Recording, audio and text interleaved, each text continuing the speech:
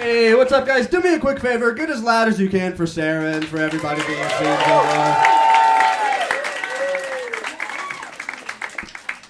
Thank you. Comedy's my favorite thing. Very happy to be here. I actually got recognized as a comedian for the first time ever today. I walked into a nice restaurant. The lady who was working, she goes, "Hey, I've seen you do stand-up before." She goes, "How's comedy going for you?" I said, "I'm here to pick up a DoorDash order for Amy's." Thanks for asking. It's okay. Nothing can bring me down. I'm having a good day. I promised myself I wasn't going to brag, but whatever. It's been a big day for me. I was finally able to bundle my home and auto insurance. I did it by moving into my car, okay? You think Sarah regrets touching me now? The good news is I'm a DoorDash driver, so I work from home.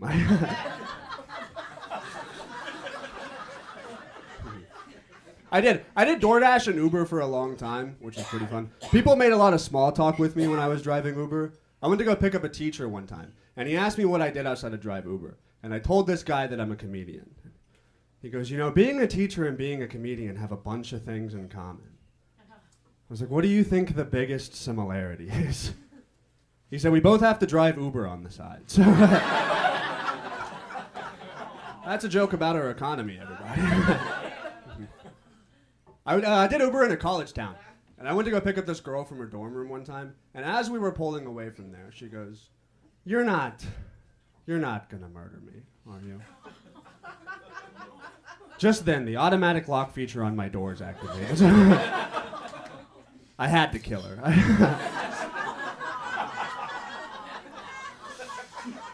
Thanks. It's the first time this guy's laughed all night. Somebody watch that.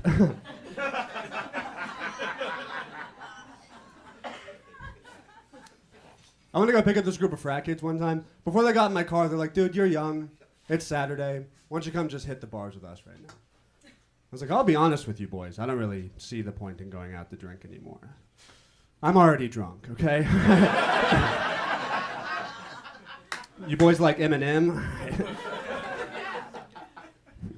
First time you've laughed all night. That's weird. The hell? That's a joke. I would never drink and drive Uber. Would never do that. Often, though, I would just get way too stoned before I would drive Uber. And I know that's a mistake because one time I got halfway through a trip and forgot there was somebody in my car.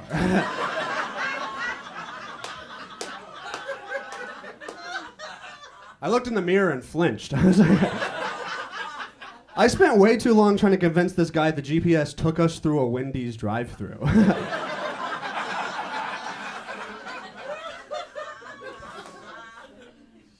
When I first moved to Chicago, I just took whatever job I could get. So for a while, I was a door guy at a place that did comedy shows, which is cool because they would throw me up and just let me do sets. But then the downside was I had to listen to everybody's opinions on my set while they left the building.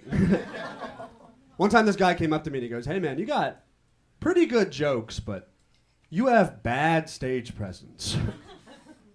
I was like, "This is going to sound weird, but you're my biggest fan. So you want to hang out?" He declined. One time I was standing outside at that job, and this mom and her little boy walked by. And this little kid, he was probably 5 years old, he points at me, and then he looks at his mom, and he says, "What's wrong with that man?" Mom looks at me and she goes, "I'm so sorry, he should not have said that." And then she looks back at her kid and goes, "I'll explain later."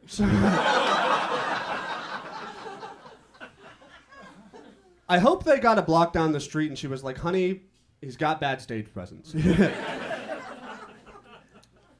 My official title at that job was security, which I was not cut out for. My first day of that job, I wore a pair of shorts, and on the second day of my job, they said that nobody is allowed to wear shorts anymore. Which is crazy that I looked so bad in shorts that a meeting took place. I worked in a corporate setting for a little while after that. It was okay. A lot of people would say cliche stuff like living the dream, that sort of thing. Cool, we found the wet blanket. Those things are fine. I worked with a guy who would get them just a little bit wrong, though. One time I asked him how his day was going, and he said, "One more day in paradise." I was like, "What do you have planned for tomorrow?" I'm from Indiana. It's cool. Watch that guy, too. That's anybody who woos for Indiana is a problem. That's Indiana's the land of people that will put a dirt bike engine on their lawnmower, but won't talk to a gay person because that's unnatural. I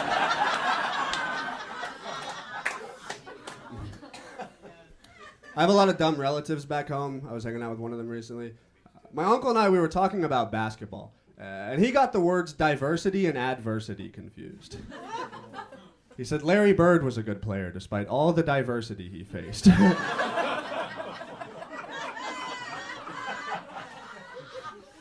I was like, "You're wrong, but not incorrect, you know?" I don't think you meant to nail that one. I get to be a white trash role model. I take it very seriously.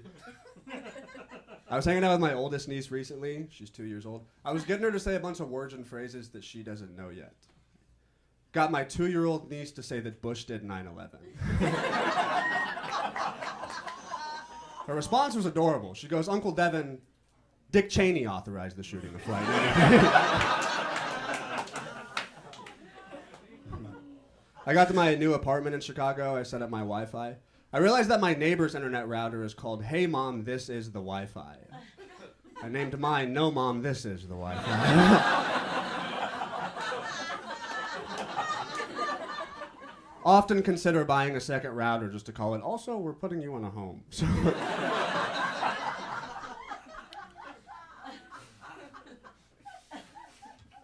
I think the most Indiana thing about me is I spent a night in jail in Indiana one time. I got arrested. Yeah. Spent a night in jail in a small town, which I imagine is a pretty unique experience. They let me bond myself out of the jail. I was $10 short on my bail money. I've never regretted a Wendy's order more in my life. The cop, he was like, "All right, man, look, I'm going to leave you alone with the phone. I don't care who you have to call. I don't care who you have to ask. Get the $10. And he goes, "Before I leave the room, do you have any questions?" And I was like, "Yeah, dumbass, can I borrow $10? He beat the fuck out of me. Give it up for Sarah. Love you guys.